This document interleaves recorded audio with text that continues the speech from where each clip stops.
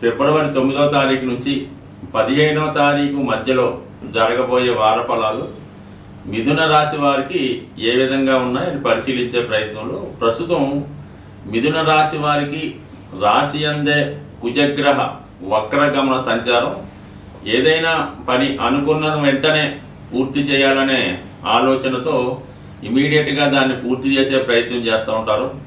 ఒక విధంగా కొత్త ఉద్యోగం ప్రయత్నం చేస్తున్న వారికి, ఏదైనా పోటీ పరీక్షల్లో ఉద్యోగ ప్రయత్నాలు చేస్తున్న వారికి కూడా ఇది చాలా వరకు విజయ అవకాశాలు రావడం జరుగుతుంది. అటు క్రీడా రంగంలో ఉన్నవారికి కానీ, పోలీస్ డిపార్ట్మెంట్లో ఉద్యోగ ప్రయత్నం చేస్తున్న వారికి ఈ గ్రహస్థితి అనుకూలంగా ఉంది. ముఖ్యంగా ఎవరైతే మీడియేటర్గా రియల్ ఎస్టేటు భూములకు సంబంధించినటువంటి వ్యాపారాలు చేస్తున్నారో వారికి ఈ వారం అంతా కూడా చాలా ప్రోత్సాహకరంగా ఉంటుంది. అలాగే మీకు మీ యొక్క అన్నదమ్ముల దగ్గర నుంచి కానీ, ఫ్రెండ్స్ దగ్గర నుంచి కానీ రావాల్సినటువంటి ఏదైనా, అది భూమైనా, స్థలమైనా, ఇల్లైనా, ధనమైనా ఈ సమయంలో మీకు రావడం జరుగుతూ ఉంటుంది. బట్ ఏదైనా నిర్మోహమాటంగా వ్యవహరించడం వల్ల మీకు రావాల్సింది ఏదో విధంగా సాధించే ప్రయత్నం చేస్తారు. అలాగే ఏదైనా కోర్టుల్లో కానీ, పెద్ద మనుషుల మధ్య కానీ, అలాగే ఏదైనా సెటిల్మెంట్ లాంటివి ఏమైనా ఉంటే అవి మీకు అనుకూలంగా వచ్చే అవకాశం అయితే ఈ కుజ అనుగ్రహంతో అనుకూలంగా ఉండడం జరిగింది. ఇక ముఖ్యంగా మనకి దశమ స్థానంలో మన శుక్రగ్రహ సంచారం ఉచ్చ స్థితిలో ఉండడం జరుగుతుంది. దానివల్ల ఏంటంటే ముఖ్యంగా మీకు మీలో ఉన్నటువంటి టాలెంట్కి తగిన ప్రతిభ, గుర్తింపు రావడం జరుగుతుంది. ముఖ్యంగా ఈ రాశిలో ఉన్నటువంటి స్త్రీలకి అటు ఉద్యోగ ప్రయత్నాలు ఫలిస్తాయి. వారు ఏదైనా ఒక కొత్త వృత్తిలో, సో కొంతమంది అయితే ఏదైనా సినిమా రంగంలో కానీ, టీవీ మీడియా రంగంలో కానీ ప్రవేశిద్దాం అనుకున్న వారికి ఈ గ్రహస్థితి చాలా వరకు అనుకూలించే అవకాశం ఉంది. ముఖ్యంగా ఈ రాహు అటు సాఫ్ట్వేర్ రంగానికి, అలాగే సినిమా, టీవీ, మీడియా రంగానికి కారణమవుతుంటాడు. కాబట్టి మరి ఈ రాశిలో ఉన్నటువంటి స్త్రీలకి, అలాగే మగవారికి కూడా వారి టాలెంట్కు తగు విధంగా అనుకోకుండా మంచి అవకాశాలు రావడం జరుగుతుంది. ఒకేసారి మీకు మంచి గుర్తింపు కూడా రావడం జరుగుతూ ఉంటుంది.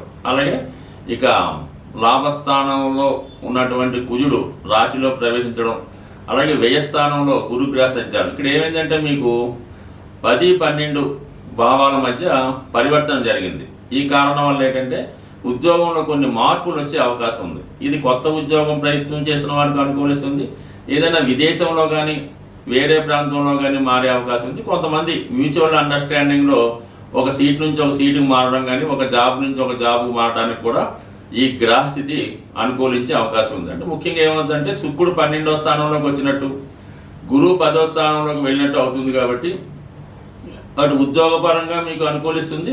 ఇక ఏదైనా విలువైనటువంటి వస్తువులు, గృహోపకరణాలు, ఏదైనా గృహానికి కావాల్సినటువంటి ఖరీదైనటువంటి వస్తువులు ఇవి కొనడానికి అనుకూలంగా ఉంటాయి. అలాగే స్త్రీలకి అలంకరణ వస్తువులు, ఆభరణాలు లాంటివి కూడా సమకూరే అవకాశం ఉంది. బట్ ఏదైనా 2 శుభగ్రహాల మధ్య ఏర్పడినటువంటి ఈ పరివర్తన అటు పుణ్య కార్యక్రమాల్లో పాల్గొన్నాం అనుకున్న వాళ్ళకి, విలాసవంతమైన జీవితం గడుపుదాం అనుకున్న వాళ్ళకి కూడా ఈ 2 చాలా అనుకూలించే అవకాశం ఉంది. ప్రస్తుతం అష్టమ స్థానంలో సంచరిస్తున్నటువంటి రవి, బుధుడు ఇంచుమించుగా మనకి 11వ తారీఖున బుధుడు భాగ్యస్థానంలోకి ప్రవేశిస్తాడు. ఎప్పుడైతే రాశ్యాధిపతి భాగ్యస్థానంలో ప్రవేశించి అక్కడ ఉన్నటువంటి వృత్తికారకుడైనటువంటి శనితో కలియడం వల్ల ఏమవుతుందంటే మీరు చేస్తున్నటువంటి కొత్త వ్యవహారాలు కలిసి వస్తాయి. వ్యాపారాన్ని అభివృద్ధి చేసే ప్రయత్నం చేస్తారు. కొత్త విషయాలు తెలుసుకుంటారు. కొత్త ఆదాయ వనరులు ఎన్నుకోవడం జరుగుతూ ఉంటుంది. అంటే వ్యాపార పరంగా కొంతవరకు మీకు అభివృద్ధి కారణమవుతుంది. ఇది విదేశ ప్రయత్నాలు కానీ, ఎగుమతి దిగుమతి వ్యాపారం చేస్తున్న వారికి ఈ గ్రహస్థితి అనుకూలిస్తుంది. ఇంచుమించుగా మనకు 12వ తారీఖున ఫిబ్రవరి 12న రవిగ్రహం కూడా భాగ్యస్థానంలోకి రావడం వల్ల మీకు అక్కడ ఏర్పడినటువంటి బుధాదిత్య యోగం చాలా వరకు జాతకుల్లో ఉన్నటువంటి నైపుణ్యాన్ని పెంచుతూ ఉంటుంది. తనలో ఉన్నటువంటి జ్ఞాపక శక్తి పెరుగుతుంది. ఎక్కువగా వృత్తిలో అభివృద్ధి రావడం జరుగుతుంది. ఈ బుధాదిత్య యోగ ప్రభావం విద్యార్థులకి బాగా ఉపయోగపడడం జరుగుతూ ఉంటుంది. వాళ్ళు వృత్తిలో, అలాగే వాళ్ళ యొక్క విద్యలో నైపుణ్యం చేసుకోవడం, ఏదైనా పార్ట్ టైం ఉద్యోగం ప్రయత్నం చేస్తున్న వాళ్ళకి కూడా ఈ గ్రహస్థితి అనుకూలించడం జరుగుతుంది. మొత్తం మీద ఈ మిథున రాశి వారికి ఈ గ్రహస్థితి అంతా కూడా చాలా వరకు అనుకూలంగానే ఉండడం జరిగింది. బట్ ఏదైనా మిథున రాశి వారికి ఈ వారంలో ఏదో ఒక శుభం జరగడం కానీ, ఏదో ఒక విలువైనటువంటి వస్తువు మీరు సమకూర్చడం కానీ జరిగే అవకాశం ఉంది. స్వస్తి. సాధారణంగా ఈ గోచారాన్ని, రాశుల్ని, నక్షత్రాల్ని, గ్రహాల్ని ఫాలో అవుతున్న వారికి ఖచ్చితంగా వాటి ప్రభావాన్ని మంచి కానీ చెడు కానీ ఇవ్వడం జరుగుతూ ఉంటుంది. అంటే నమ్మిన వాళ్ళకి నమ్మినంత. ఏదైనా ఆ గ్రహానికి సంబంధించినటువంటి పరిహారం చేసుకునేటప్పుడు ముఖ్యంగా ఇప్పుడు ఈ మాఘమాసం అన్నది ఏంటంటే మీకు ఎటువంటి ఫలితాన్నైనా చాలా శీఘ్రంగా తొందరగా ఇవ్వడం జరుగుతూ ఉంటుంది. ముఖ్యంగా ఈ నెలలో ఎక్కువగా ఎవరైతే చాలా ఆర్థికపరమైనటువంటి ఇబ్బందుల్లో ఎదుర్కోవడం జరుగుతున్నది అనుకున్న వాళ్ళకి అంటే బాగా ఫైనాన్షియల్ స్ట్రెస్ ఉంటుంది, ఏ పని చేద్దామన్నా ముందుకు వెళ్ళలేకపోతుంటారు. అటువంటి వాళ్ళకి ఏంటంటే ఒక గొప్ప రెమెడీ మీరు ఏం చేస్తారంటే ఏదైనా ఒక 3 సంఖ్య వచ్చే విధంగా ఒక 3 కేజీల 300 గ్రాముల లేదంటే 3 పిడికెళ్ళ అటుకులు తీసుకోవాల్సి ఉంటుంది. అంటే మామూలుగా ఈ పేపర్ అటుకులు అవి కాకుండా మరి పూర్వకాలంలో ఉన్నటువంటి అటుకులు ఒక 3 సంఖ్య వచ్చే విధంగా 300 గ్రాములు తీసుకోండి.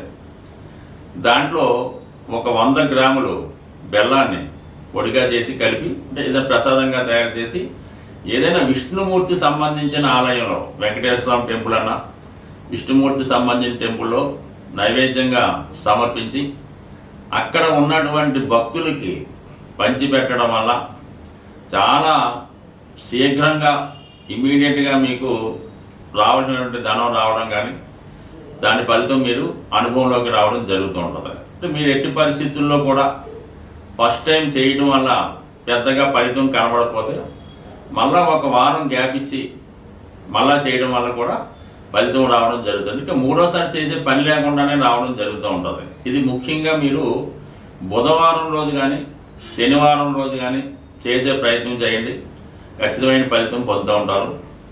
అలాగే ఏదైనా అమ్మవారి ఆలయంలో కనకదుర్గ కానీ ఏ అమ్మవారి టెంపుల్లో అయినా పర్లేదు, ఒక శుక్రవారం రోజు ఒక 9 తమలపాకులు తీసుకోండి.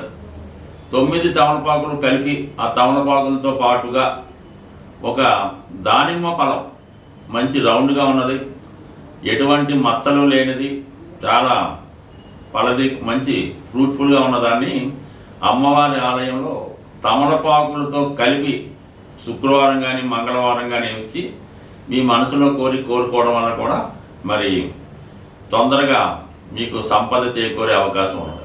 ఈ విధంగా చేయడం వల్ల అలాగే కొంతమంది అవకాశం ఉన్నవాళ్ళు మంగళవారం రోజు సాయంకాలం పూట అంటే సాయంకాలం 6 నుంచి 7 గంటల మధ్యలో 8 గంటల మధ్యలో ఏదైనా హనుమాన్ ఆలయంలో హనుమాన్ టెంపుల్లో 6 గులాబీ పువ్వులు స్వామివారికి సమర్పించడం వల్ల కూడా తొందరగా మీకు ఏదైనా ఓర్పు సహనంతో చేయవలసి ఉంటుంది. ఏ పరిహారం అయినా ఒకే సమయంలో నమ్మకంతో చేయవలసి ఉంటుంది. ఈ పరిహారానికి ఉపయోగించే వస్తువులు కూడా చాలా నీట్గా శుభ్రంగా ఉండాలన్నమాట. ఇప్పుడు తమలపాకు తీసుకుందాం అనుకుందాం, అవి ఏమాత్రం చిరిగిపోకుండా పుచ్చిపోకుండా జాగ్రత్తగా ఉండవలసి ఉంటుంది.